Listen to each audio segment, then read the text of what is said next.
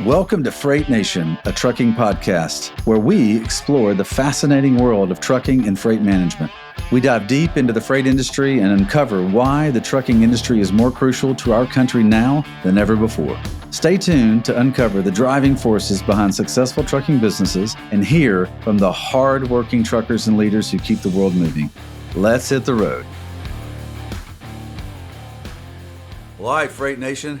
It is a big day on Freight Nation today, and I am so glad that you took the opportunity to join us and giving us your time and attention, because it's going to be a really, really unique episode of Freight Nation, a podcast by Truckstop.com, as I like to say. So because today is one of those like historical days, like for Freight Nation, certainly, but for me as somebody that's been in trucking for over 25 years. When I started many years ago, there's always a few people that you get to run into that end up changing your life and what you do in your life and then what you do in your profession. And our guest today, the one, the only, Mr. LetsTruck, Kevin Rutherford, the man for helping carriers in this industry, is our guest today. He's my good friend. As I mentioned, 25 years of friendship, longer than 25 years. I think I may have even had a little hair on the side of my head when we first met. But Kevin, man, thank you so much for joining today on Freight Nation. And I'm really looking forward to you bringing your usual advice and us just telling some stories about the industry and then what you got going on in the future. But thanks for joining. Well, great to be here. I'm sure you've set aside like 8 to 10 hours. Yeah, for this, right? This will be a multi-episode. Kind of like Netflix does and Hulu. This isn't just like one or two. It's going to be multiple. So yeah, we probably ought to do that. It's a series. There you go. It'll be a series. Yeah.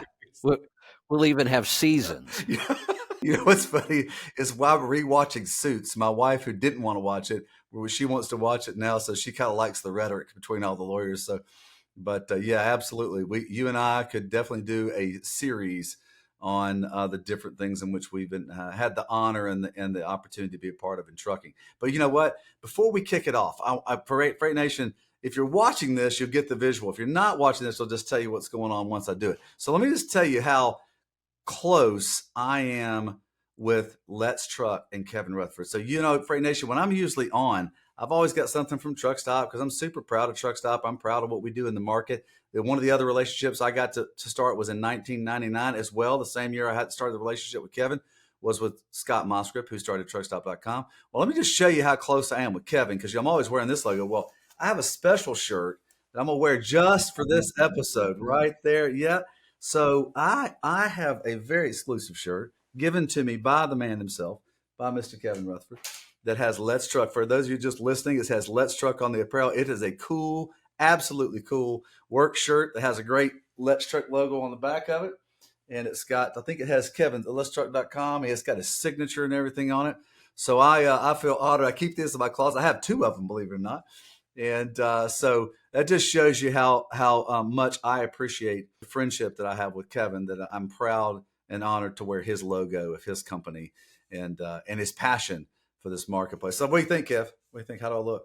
Well, I think that's awesome. What's kind of funny about it? I do podcasts all the time. I have my own show. I do webinars. And I would venture to say, if you can find film or podcast of me with video, 90% of them, I'm wearing that shirt. I mean, that's the shirt that I wear. That's the shirt that I wear when I present. I wear it all week at the CMC when I do that. Today, it kind of felt like this was just a couple of old friends getting together. So here I am in a hoodie, and you have the shirt on this time. Well, somebody's repping the brand, man. I'm repping the brand for you today. And well, I can tell you the reason, hey, for Freight Nation, the reason that I'm wearing this shirt is because when it comes to dedicating his life and his business to improving the lives of truck drivers, and more specifically independent owner operators who want to run their own independent business, Kevin Rutherford is the top, the absolute top of the industry when it comes to that. Somebody who has been a voice for owner operators and carriers, somebody who's been a counselor, somebody who's been sometimes, and I've even heard him be a little bit of a disciplinarian. I've heard him say, well, that's stupid. I wouldn't do it that way. So, I mean, he's a guy that just shoots everybody straight because he was an owner operator. He knows what it's like. It's part of his DNA too. And so that's one of the things that I've always benefited from, is just Kevin's real direct and straightforward approach to this industry, and no nonsense advice that he gives to the industry. And I know so many truckers have had a benefit from it. So, Kevin, you and I met in 1999 at something that Overdrive magazine, that Freight Nation. You know that I used to work there before Truckstop. I've gotten to work for two of the greatest brands in all of transportation, Overdrive, and which is owned by Randall Riley, and then I've got to work with Truckstop.com, owned by, it's been founded by Scott Monscrip, and so been lucky to do that. But along the way, one of the greatest relationships that I got was the one with Kevin, or I got to be a part of was the one with Kevin, and that all started in 1999 with a program that Overdrive was bringing to the marketplace called Partners in Business. It's a business 101 to how to kind of help teach either company drivers or lease owner operators how to become independent businesses. And Kevin was on a panel, and it was a very unique. We won't tell the whole story on that. Maybe we'll tell that in another episode. But it was very unique about how Kevin became a star, because he had not planned on being a public speaker in this marketplace, but he ended up realizing, man, I've got a real talent for this, and it has been nothing but just a rocket ship ever since. That, I think it was a Friday afternoon at Mid America, where we were supposed to go 1.5 hours and went 4. So it was all because of Kevin. Yeah, listening to you say that, the idea that when it comes to helping owner operators, small carriers, that I'm at the top. It's interesting why I'm at the top, though. Well, that's no doubt. Well, do tell. Because I may be the only one doing it. It's kind of easy to be number one when you don't have any competition. I'm shocked at how little help there is for owner operators and carriers in this market. I look at other industries, I study other industries. I can find all kinds of education on almost every other business. If you want to get started, there's all kinds of resources.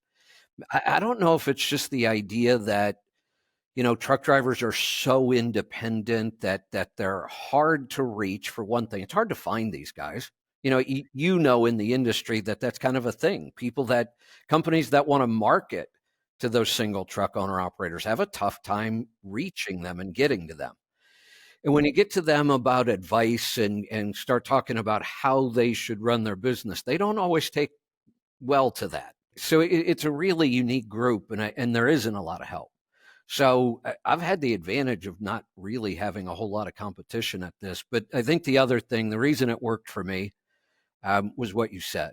I've been there. I struggled. I did it. I failed several times, not enough that I got put out of the industry, but I had some big setbacks, had to sell a bunch of equipment, almost went bankrupt twice.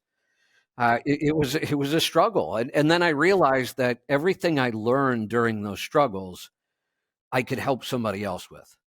And it really, I think I had the credibility because of that. I could say, I was there. I did that. This is what happened. This is how I fixed it. And the other thing is, you've got to be willing to tell these guys just straight up. And many times you're gonna piss people off. You're gonna hurt people's feelings. A lot of people won't listen.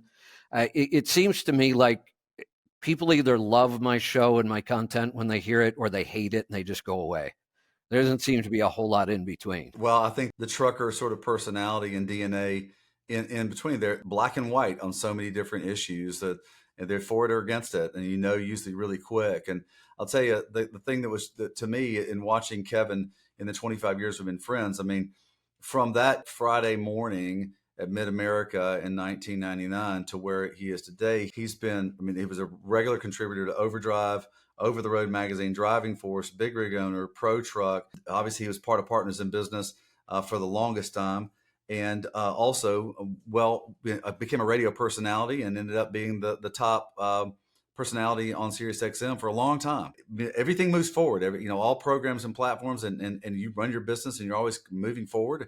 And now owns his own platform to reach the audience. And Kevin, I'm with you. That's where, I've worked for Overdrive, which was the voice of the American trucker, the voice of the owner operator. Very, very lucky and fortunate to work there. I'm not a truck driver, but man, do I love this industry, and I love truck drivers. And so there was some help there, from a content standpoint, because Overdrive was a business magazine, business of trucking. And then you came in and helped make Partners in Business a standard in the marketplace. And then you took off with LetsTruck. And then I left in 2013 to go work for a company that actually is right in the center point of where these independent small one truck, two truck, three truck owner operator operations work and find freight where they make revenue. So I've had the absolute pleasure of working for two of the most owner operator focused organizations inside of trucking. And then I have a relationship with one of the other one that is lightning focused towards the owner operator. We have relationships with others too, but the point is that you're right. You would think there would be more, but there's really not. So that's why Kevin and I take it so seriously, our responsibility to want to help this market. And I've learned so much from Kevin over the years on what does that mean? What does it look like? You can say it, but you got to back it up. And so, Kevin, let's talk a little bit about how you started, how you started Let's Truck, because I love people to know your story about how you got that sort of platform built out. All right. And then we can talk about some of the principles that run on Let's Truck. And then we can talk about, what's the future look like or where are you today on the platform? So I love for people to know your story, a little bit about how you built out Let's Truck. Got it. And one of the things we can do, we can kind of bring that whole thing full circle right now with everything we've got going on. So if we go back, you've mentioned 1999, Partners in Business, and my short story and how that goes, we can tell the longer one later. You mentioned three things that I do. You mentioned, giving the seminar there at Louisville. You mentioned all the magazines I've written for over the years, and being on the radio. At any point prior to that in my life, if you would have asked me if I would have been doing any of those three things, the answer would have been absolutely not. Public speaking was my biggest fear. I hate writing. I love to read. I read constantly. I read novels. I average about 2 books a week. I have my whole life. So I wish I had a list of all the books I've read in my life. That would be so cool if I had that, because it's about 2 a week. That's thousands of books. But I love to read, but I hate to write.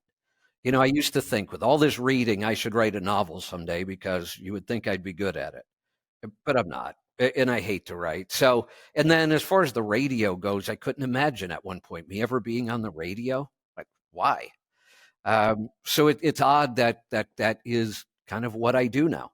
I do public speaking, I write, and I, talk on the air. Now we are on our own platform. So, but I'll go back to the start. Third generation in the trucking industry.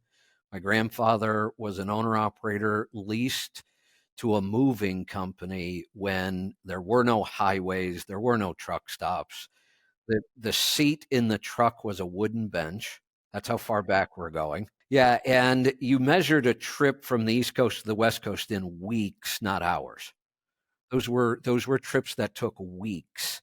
Just a whole different world. And my father, growing up around that, dropped out of high school in the beginning of the 9th grade and started driving a milk truck when he was 14. Obviously didn't have a license, and that's all my father ever did. My father drove truck his whole life. By the time I came around, my father would have been in Ohio, yeah, but Michigan for a while, that area there. I'm the youngest of 7. At one point, my father, 4 brothers, 2 brother-in-laws, and a couple of cousins were all either drivers or owner-operators. Yeah, it was kind of a family thing, but never kind of a family business. Everybody just kind of did their own thing. And honestly, my father was really a very frustrated owner-operator. Never finished high school, didn't have any business education. He didn't want to be an owner-operator because he wanted to own a business. He wanted to be an owner-operator because he loved trucks. And he wanted his own truck. He wanted a truck he could work on. He loved spending time in the garage. And I learned a lot from my father about, mechanical issues, which is something I'm really strong on today and I can help people with. I was turning wrenches on cars and trucks and motorcycles before I was 10. And that's kind of what I grew up with. But, even then, it wasn't enough to just buy the truck and think you were going to stay in business. And my dad didn't. He would buy a truck. He'd work on it. He'd get it the way he'd want it. He'd put it to work, and eventually he'd just run out of money. And he'd go back and take a union job that he hated and work that job until he could save enough money and try it again. So that was kind of what I watched growing up. And my thought initially was, well, hell, I don't want to be in trucking. That doesn't look like any fun at all. So I thought I was going to be a helicopter pilot, and that didn't work out. And then I was sitting around one day when I was 21 thinking, okay, if I'm not going to be a helicopter pilot, what am I going to do with my life? And nothing sounded interesting. So I thought, well, I might as well just go drive a truck till I figure it out, because it's easy. I have all these connections. So at 21, I went and bought an $8,000 truck. I didn't have to put any money down on it, but I had to borrow the $400 for a plane ticket to go get it. That's that's how bad I was financially at the time. To think about starting a business at that time was completely ignorant, but I didn't know any better. So luckily it worked. I had some struggles in the beginning, but then I had more ambition than brains. Before I finished my first year, I bought a second truck. Before I finished my third year, I probably had 7 or 8 of them, and in my fourth year, I was up to 11. The funny thing was, the more trucks I had, the more I was struggling financially, and that wasn't making sense to me. Let's talk about that as we get into the more operational part of the podcast. I want Freight Nation to hear a lot about those principles. So keep going. So you got up to 11 trucks. Yeah, and what happened was really, I was adding trucks thinking I was making more money, and on the top line, if that's all you're paying attention to, you do. More money's coming in, so you're thinking, well, this has to work. But the top line in business doesn't mean much of anything. It's the bottom line. And I didn't have an accounting system. I was running 11 trucks with no accounting. Yeah, which is common in this Yeah, I was industry. I going to see it say all the that's not time. uncommon. Yeah, it's not. And that was me. What I didn't realize was, even though there was more money coming in, there was way more going out, and there was less left over. And it got so bad that there really wasn't enough left over every week for paychecks. So I wasn't getting paid some weeks, and I was living on credit cards. I mean, I was buying groceries and gas and just basic daily necessities on credit cards, thinking, well, if I keep adding trucks, at some point this will start working. And the more I added trucks, the worse things got. And I got to the point where, I mean, I couldn't make payroll. I was borrowing more and more money, and at a certain point, people will stop lending you money. And I could see what was coming, and so I thought, what am I going to do? And I went and talked to some bankruptcy attorneys, and believe it or not, every bankruptcy attorney I talked to recommended that I should file bankruptcy. Oh, I can't imagine. Yeah, every one of them. That was the answer. And I don't know what made me stop and think, even though these people who should know what they're talking about are telling me what to do, it didn't feel right. Because when I asked them and I was young and naive, and they're saying, well, look, this is what bankruptcy laws are for. You file this, your debts go away, you get a fresh start. Well, that sounds good when it's told like that. But in the back of my mind, and I had to ask him, I said, well, what about all this money I borrowed? I, I owe people money. What do you mean this just goes away? And he said, well, that's how the law works. It just goes away. I said, well, that doesn't sound right. They lent me money. I'm supposed to pay that back. And he said, well, you could do a reorganization and you could try to pay it back, but you don't have enough revenue. That just doesn't make sense. You just got to just walk away from all this. I'm not going to do that until there is no other option. And I see some other options. I can sell things, I can sacrifice some things, and I think I can pay this back. And I started realizing, I started studying business more, realized I needed an accounting system. So I started working on spreadsheets. And I did manage to save it. I didn't file bankruptcy. I paid back every penny I ever borrowed. By the time I started working on that debt between vendors and taxes, it was about 60,000. And I wasn't making a whole lot of money. So it took me about 4 years, 4 years of really not doing anything extra, not buying anything new, selling things, cutting my budget way back, and really focusing on the business. But it was pretty incredible. The year that I paid off that debt, I also bought my first home. Your first home. Okay. Fantastic. I bought that first truck at 21. I didn't pay off that debt and buy that home till I was 30. That was a long struggle from start to finish, but I would would never want to not have that all happen. Had that not happened, I wouldn't be here doing what I do today. And I really love this. So the interesting thing was, throughout all this, I figured out how to really run a successful small trucking company. I learned how to run one truck as profitably as you could possibly run it. And then I decided not to run a trucking company. I kept my trucks. I kept trucks for a lot of years, but it wasn't my primary focus after that. I really started working on a company which became LetsTruck, whose sole purpose would be to help other people not have to go through what I went through, to learn how to do this right from the start. And that's what I did. I started teaching people how to do this. And I wrote a software program, which is how I turned my business around, was by writing all these spreadsheets that showed me what was happening. Then I eventually turned those spreadsheets into profit gauges, which is our accounting software. And I just really enjoyed that much more than just running a trucking. And that's how I ended up writing the articles, and then got working closely with the business writer at Overdrive when you were there, Charles Cox. That's how I got the invitation to be on the panel to speak, and I almost turned it down. I was terrified. I worried about it for months and months. The day I got there, I thought I was going to be sick. We'll tell the big story on another episode, but I agreed to do it because I was only on a panel. Except throughout the process, I ended up being the presenter, something I hadn't planned on doing. But again, that worked out well too. I think that it's funny. One of the reasons why, and Freight Nation, if you ever wonder why I do this or why I ask the guest on to tell their story, is that I always want to present to you as the listener or watcher, want to present to you that there's lots of different ways to create success. Some people get into trucking, they drive a truck, they create a business, maybe they maybe acquire more trucks, and that's where they want to stay, and they create success there. But the trucking industry is so big. There's so many opportunities for you to figure out what it is you do well. You love it, you love it, you love this industry, but figure out what you do well and then just press the gas on it. And so Kevin's is a living, breathing example of that. Of actually, what's funny is facing his biggest fears. So I got to tell this story because it just kind of highlights how bad my fear of public speaking was. So I'll go all the way back to elementary school, and I said I'm a big reader. As soon as I learned how to read, I just fell in love with reading. I fell in love with books and stories.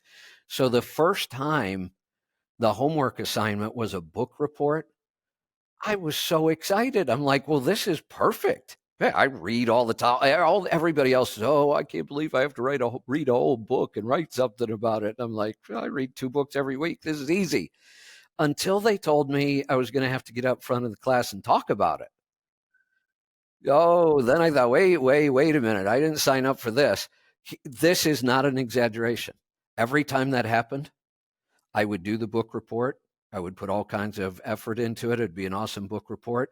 When it came time to present it, I just wouldn't go to school. Took a sick day. So, sometimes 2 or 3 days, just to make sure that we had to be past that. There's no way I was going to get called on to go back up there. That's how bad it was. Wow. You're so Yeah, natural at it though, man. You're so good at it. that was the weird thing that happened at that first Partners in Business. Was if I would have had to have gotten up front and just started talking, I'm not sure how well that would have gone. But it worked out well because what happened was we had a room full of people who had a lot of questions. They had never been exposed to that kind of material before. They had a lot of questions. And what I found out was I was really good at answering questions. And once I started answering questions, I got comfortable. And I could even feel it that first time on the stage that this was something I could be good at. Kevin, what's interesting is you are not any different than Scott Musgrove, who founded Truckstop. He will tell you right now, he goes, he calls it lecture. He goes, hate lecture. He goes, I'm not any good at it. I sweat a lot. I get nervous. He goes, I just like dialogue. I like the questions. So what he'll do, I promise you, he'll come in whenever he would present for Truckstop. He would come in. He'd have about 2 slides for an hour presentation, 2 slides, and one of them would be the introduction, like we're here to talk about this, and then he'd have like 3 bullet points on the slide, and he'd say, "Hey, that's really interesting, What's more interesting are the questions you might have around how freight moves and what goes on, how what kind of advice do you need? Are there any questions? And I'm telling you, they had to run us out of the room every time we've ever spoken. He's ever spoken anywhere because one question begets the next, and he's such a comfortable person just with the questions. That sounds familiar. That sounds like Kevin Rutherford. So yeah, Well, you know, another advantage, you talked about this industry and how many opportunities there are. It's almost like its own economy within an economy. I mean, this industry is so big.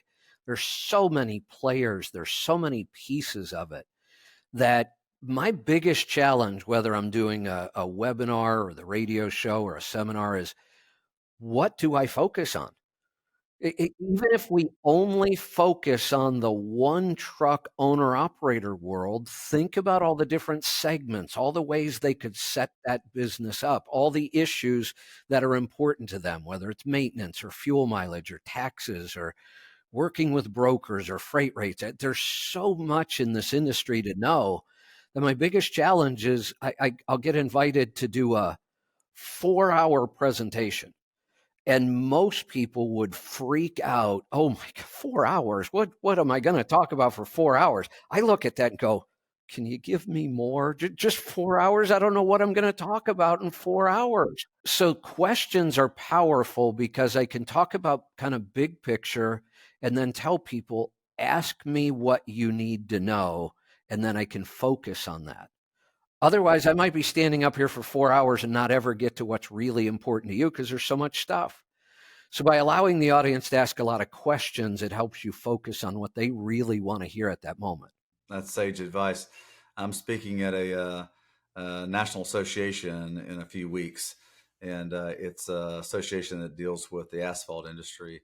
And I had a meeting with the guy ahead of time, and he gave me about 7 or 8 topics, and he said, "Do you think you can fill 45 minutes with that?" And I go, I think I might need 3 or 4 hours if you really want to cover these. So he goes, "Could you talk that long about this?" I said, "Easy." So, so same thing, same thing. So you developed this passion that manifested itself into the giving of advice. You ended up, so you started this out, so you got to building out your platform, and so where did it go from, like, once you got past the writing for magazines and being a radio personality? How did it all get past, like, writing for magazines and get to the radio personality? How did that happen? So kind of the same way the whole seminar thing happened. I remember exactly. I was reading an article in Overdrive magazine, the business column that Charles Cox wrote at the time, and he did a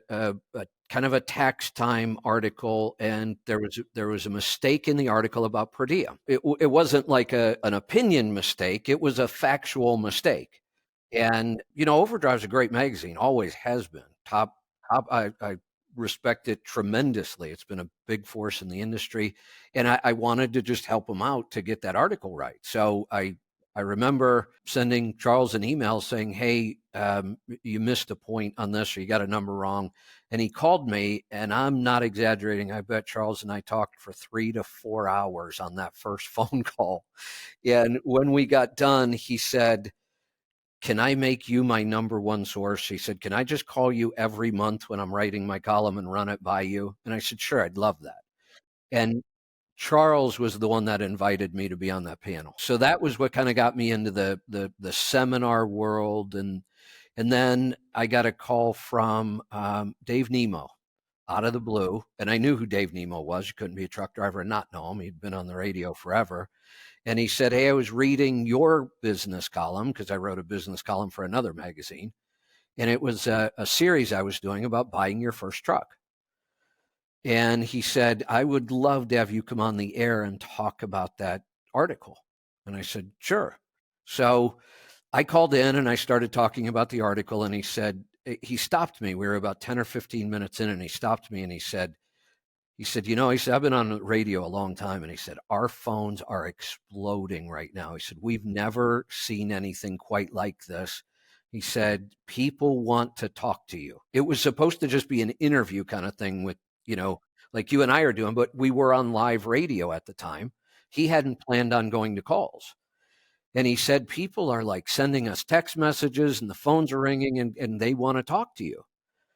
So we opened up the phones and it was kind of like opening up questions at that first, partners in business, people. What we actually, I don't know if this was just a fluke or a coincidence, but their phone system shut down while I was on the air. Yeah, they didn't know if it was the call volume. They said they had never seen anything like that. So we kind of finished and Dave said, before the show ended, he said, I wasn't planning on doing this. Said, I thought it would just be a one-time interview. He said, but would you be willing to become a guest on my show and come on every month? And I said, yeah, I'd love to. And he said, why don't we do this? When you write your column every month, then the next week come on my show and just talk about your column. That'll be the topic. I thought, perfect. That's easy. Um, it wasn't even a week later, and we had already set up the schedule for a month later when I was going to be on the air. Like a week goes by, and he calls me and he said, do you think we could bump that schedule up to twice a month? Because we're already getting a lot of calls. People want to know when you're coming back. And I said, yeah, that'll work. He called me the next day after that and said, we really think we just need to make this a weekly feature. Can you be a guest on every week? And I said, yeah, I'd love to. I had also done midnight trucking a couple times back then, and then that became a regular thing. Then, if you remember, Sirius and XM were two separate companies back then. One in DC, one in Yeah, California. Did it call them? yeah. Mhm. Dave Nemo was on XM. And then after being on Dave's show for a while, I got a call from Mark Willis at Sirius. And Mark said, I'd love to have you be a regular weekly guest on my show. So it got to the point where I was doing 3 regular guest spots every week. And I went to XM at the time when it was still 2 companies. And I said, hey, look, I'm doing an awful lot of hours every week. Why don't you just give me my own show? And they did. So that's how I got started. So 15 years on Sirius XM was a pretty good run. Absolutely a great run. Wonderful. Yeah, wonderful run. I was lucky enough to come on there and be on there once kind of COVID started and just kind of updating on what was going on and bringing what I could bring, which is the freight data and what's going on with the different volumes and rates and lanes and all that stuff. So, I found where I fit, that sort of thing. So you helped me find where I fit. So, that was a lot of fun. And that was such a great segment. People love that when you and I would just talk about. Mostly it was focused around rates and lanes and what's going on. But the two of us, you and I have both lived in that owner operator world from day one. You talked about your father's business and you being around trucks, and that's when you fell in love with them. And then being at Overdrive, that was the owner operator magazine, and Truckstop, obviously, small carriers are some of your most important customers. I'm going to make a statement. You said earlier that you're not a truck driver and you've never owned a truck, but and this may sound crazy, but I'm sincere about this. You know more about the mechanics of how to run that business, even though you've never done it. You've been around it. You've taught it. You've lived it. You know more, and I'm going to say this on paper, about how to run that business than I would say 90% of the single truck owner operators in this country. You really do. Thank you. It's a high compliment coming from you. It's because of just being curious and having really, really good friendships. The what you've taught me over the years, what many of the fleet owners have taught me over the years, what owner operators have taught me over the years, what I've got to being a part of the Partners in Business program with Overdrive. There's my little truck for Overdrive right there. I got my little Overdrive truck, that 1961 Mac right there. Got my truck stop truck up here. So just I don't know. I just have this like super love for what trucking's all about. It's all about freedom. It's all about independence. It's all about working hard. It's all about doing what you say you're going to do. It's all about loving to serve our country, and how truckers serve our country. And so I've been honored to be a part of it. So thank you. I've always had the luxury of being surrounded by people that can help me to understand it. But the Partners of Business thing was really kind of gave me that sort of inside look into how to run that business, and what creates success and what creates challenges. So really fortunate for that. I mean, I have a lot of that. I have a lot of thanks to that, a lot of appreciation of that, and thanks to you in helping me with that. Well, I can go back a little bit. I talked about how I don't have a lot of competition with what I do. It's a tough market. I mean, giving advice to owner operators is a tough market. They don't always take advice very well. They're very independent. Um, they can smell bullshit a mile away. Linda Longton used to say that all the time. The senior editor, director of Overdrive and CCJ and all that, she'd say, "Look, you got to remember one thing about owner operators. They smell BS faster than anybody else. So whatever you do, you better be honest and straightforward every single time." So it's funny you say that because you sound just like her. Well, and boy, I haven't heard that name in a long time. Linda was a big part of my beginning at Overdrive, and I worked directly with her. Boy, she was sharp. Oh, still is. She's doing great. Yeah. Yeah, I haven't talked to her in years. Here's something I can say, because that is absolutely true. Oh, let me go back and tell a story one time. I knew that. I learned a lesson early on. I think it was my first year on the radio. Somebody called me and asked me a question. I take questions about all kinds of stuff. And I don't know why I did this one time, but I never did it again. I had a question about a specific tire on a very specialized kind of trailer. And when they asked me, does Michelin, it was specifically about a Michelin tire, does Michelin make a tire in that size? And I said yes, and I did not know that for a fact. I made an assumption, and I didn't want to say I don't know. I just said, in my mind, I thought, well, the odds are, of course, they make that tire. So I just said yes. It wasn't 15 minutes later, I got an email from somebody, and this guy just blasted me. He said, I thought you were better than this. He said, I've respected your advice. He said, but you are completely wrong. They do not make that tire in that size. They've never made that tire in that size. And then his final sentence was what was just the dagger in the heart. He said, you're just like everybody else giving advice. Oh, oh man. I said, I will never ever do that again. I will never answer a question on the air and tell somebody I know something if I don't know it. And one of my most common phrases now, even though I can cover all kinds of topics, talk about all kinds of things, you will hear me use the phrase, I don't know, a lot. But to go back, I have watched you around groups of owner operators walk in and become respected immediately because people understand that you do know what you're talking about. That's not an easy thing to pull off.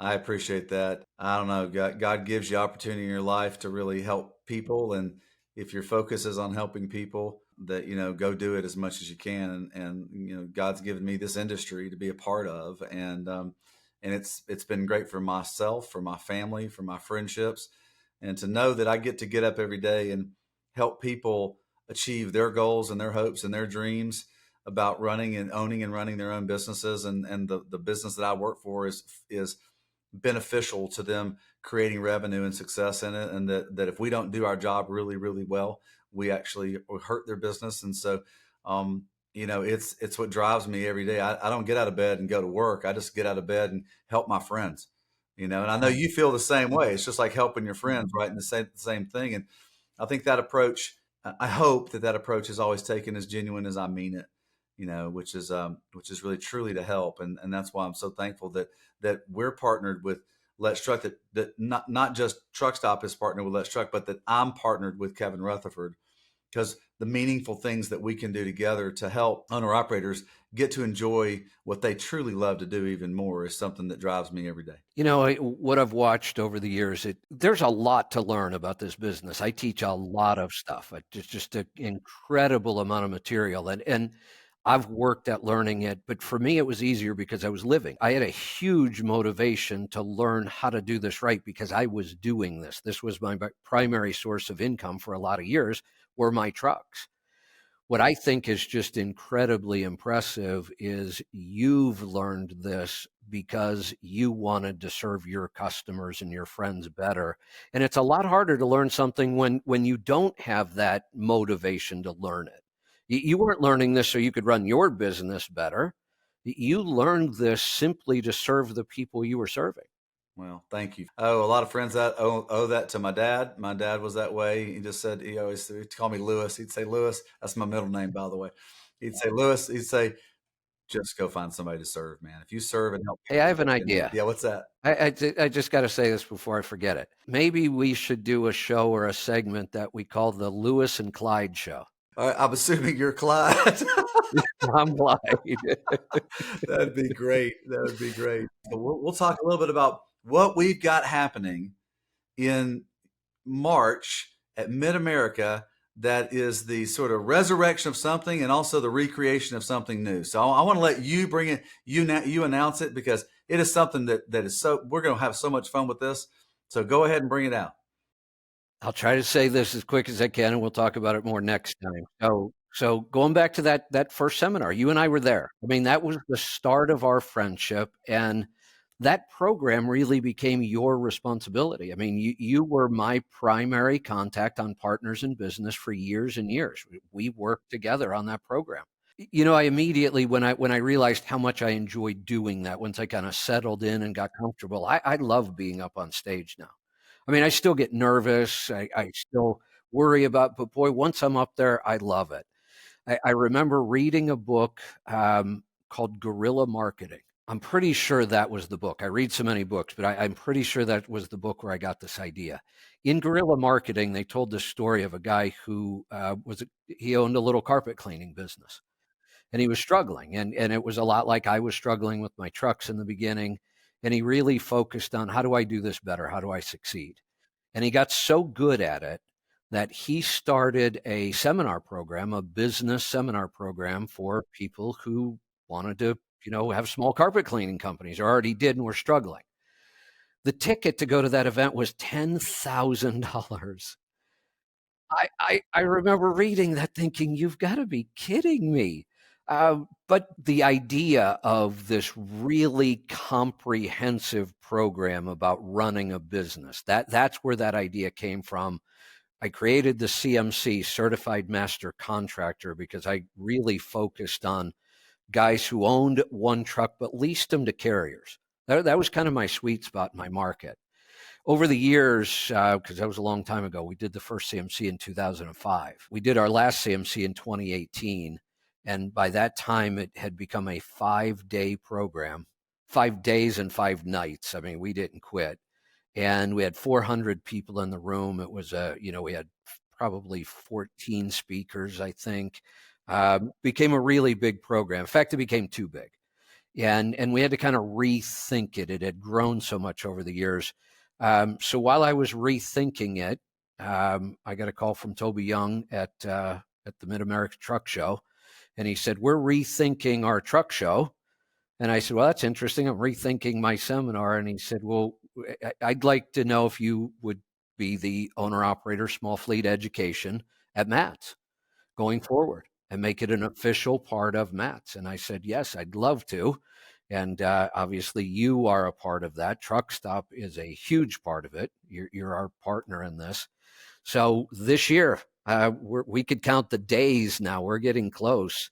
We are relaunching CMC 2.0, which is now Certified Master Carrier. Very, very comprehensive program, starts at the beginning and goes all the way through to, how do you run one truck as profitably as possible? And then once you figured out how to do that, how do we take the next step, buying that second truck and starting to build a fleet? That's going to be exciting, man. So we're Truckstop's partnering with LetsTruck and partnering with Mid America, because Toby Young and the team at the Mid America Trucking Show in Louisville, Kentucky, home of a giant pork chop sandwich, is I love their pork chop sandwiches. So, but they're partnering with us. This was kind of part of Toby's heart. He's like, I want to be part of that education too, and he reached out to you to the leader of this in the market, and we certainly said yes immediately to partnering with you and doing it. And so we got it organized. We're going to have it on the Wednesday before the show. So we'll have it all day Wednesday. We'll have a little get together on Tuesday night. We'll do it all day Wednesday at the show, which will be all of the certified master carrier information and education that goes along in that. And then we'll have a little half day after that, leading right into the beginning of the show. and then you get to enjoy the Mid-America Truck Show. You get to see all the great looking trucks and all the technology and all the things that go into your business. Here's the kicker though, Kevin. Well, what's the kicker? Like it's kind of limited, right? So we got limited space. So tell them a little bit about why they need to look. They need to go to the Mid-America Truck Show website and register right now for it. Tell them why that's important. So the last CMC that we did, one of our biggest problems was for 3 or 4 years in a row, we were so limited on space. We could only have 250 people at the location we were at. And we had a waiting list every year, but it got worse than that because we like to reward people that support us. So the way we did our waiting list was if you were at the live CMC event, we would announce next year's dates on the last day, and people at the event always had first dibs on those seats. What happened was people kept coming back 2, 3, 4, 5 times, and our waiting list, nobody was getting off of our waiting list because we were selling out 70 some percent of our tickets to the people who were already there that year. So we'd only have 30% left, and we'd only get a couple people off the waiting list. And we actually had people complaining. I've been on that waiting list for 2 or 3 years and I can't get in. So we moved it. Our last one was 400 people for 5 days. It was way too big. What I love about the way we're doing this event this year, this makes so much more sense. We were trying to do stuff we're not good at. But we're not good at putting on events. That's not what we do. We don't have the manpower for it. Truckstop brings so much to this in resources and connections and industry experience and just so much. And then bringing Toby and Matt's into this because they do events. Who is better at doing events than them? They do the biggest event in the industry. So the beauty of this now is it's 3 very strong partners doing what they do best. I can't imagine how good this one's going to be, but imagine we had a waiting list when that ticket was $1,800 and we got 400 people in. This ticket is $100 and we only have 200 seats. Special offer just to bring one as it comes back to the market. You said we had 200 seats, right? So 200. So please, if you're an owner operator, if you're out there, you want to become an owner operator, and I know you'll benefit from this information because I've seen it happen for decades now. People benefiting from this. Please go to the Mid-America Truck Show website and sign up for it. It's right there. It's already live and up. Am I correct on that, Kevin? It's already live and up for that they can sign up for it. It's got to be really close. By the time they see this, I would. It'll be live by the time this comes out. Live, yeah. So we say this because we want to have a great crowd there, because this is the beginning of something unique. And there's also, Kevin, give them a little bit of glimpse into. So this is a day and a half of in-person education. That's the best way to get educated. But this is also the beginning of the year-round education that you do as well. So that it's going to lead into that. Talk a little bit about that, then we'll wrap it up. Yeah. So if I look at the last CMC, 5 days long, I spent more than 30 hours on the stage that week myself. And we had, like I said, 13 or 14 or maybe even 15 other speakers and some pretty big names. I mean, who in the trucking industry doesn't know Dan Baker? And Dan was one of our keynote speakers. Larry Winget, 6-time best-selling author, was one of our keynote speakers. There's a ton of material in this program. The new CMC 2.0 has twice as much material. We could not present this as a live. It's just not possible. We'd have to keep people, for 3 weeks, which isn't going to happen. So we decided on a hybrid. We will kick it off with a day and a half of live presentation at Matt's, and then 2 weeks after, we will hold our first virtual training program, and we'll do it every 2 weeks all throughout the entire year. And then we'll finalize that again at Matt's in 2025 and start a new class. You don't mean like you're going to be recorded and they listen to it. You're going to be live. So be live with you live. So you'll get Kevin in the flesh as close as you can get. But it'll just be like we're talking here, which is, by the way, a lot of education is transitioning towards that today because it's you being able to get the education more around your schedule, where you can get more in-depth education, where you're able to get it in smaller doses. So Kevin, that's super exciting, man. we at Truckstop couldn't be more happy. I brought this to our leadership and I said, this is the opportunity we have. I said, what do you think about it? I said, are we in or are we out? And the two people I were talking to went, we're in 1,000%. So that kind of tells you that, so Freight Nation, that tells you a little bit about Truckstop's heart towards wanting to help the owner operator and to help them really create a successful business. That's how we design all of our products. That's why they're still very cost effective to be able to buy them and use them. And we also give them an in-depth across the board, every way we can to make it available to you. So Freight Nation, that's a wrap for this episode of Lewis and Clyde. I think that's what we're going to call it. Lewis and Clyde. The Lewis and Clyde mini series. I love it. I love it.